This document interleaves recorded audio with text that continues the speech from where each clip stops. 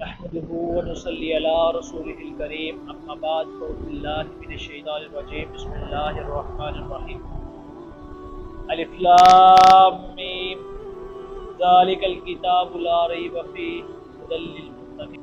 سورۃ البقرہ قرآن مجید کی سب سے طویل اور لمبی سورت ہے۔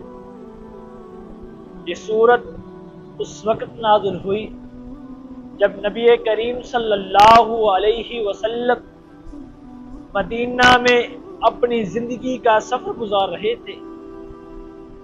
جبریل اللہ کے حکم سے آتے ہیں اور نبی کریم صلی اللہ علیہ وسلم کو یہ سورہ یاد کرواتے ہیں اور سکھلاتے ہیں۔ نماز، روزہ، زکوٰۃ اور حج کے احکام بیان کیے گئے ہیں۔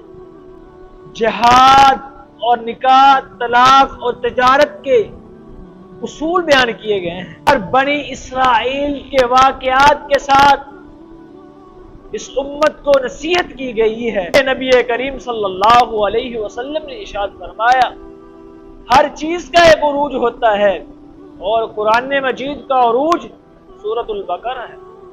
نبی کریم صلی اللہ علیہ وسلم نے ارشاد فرمایا اپنے گھروں کو قبرستان نہ بناؤ اور جس گھر میں سورۃ البقرہ پڑھی جاتی ہے وہاں شیطان داخل نہیں ہو سکتا۔ تیسری روایت کو سیدنا ابو امامہ رضی اللہ عنہ روایت کرتے ہیں کہ رسول اللہ صلی اللہ علیہ وسلم نے ارشاد فرمایا قرآن پڑھا کرو، قرآن مجید کی تلاوت کیا کرو، کیونکہ یہ اپنے پڑھنے والے کے لیے قیامت کے دن شفاعت کرے گا۔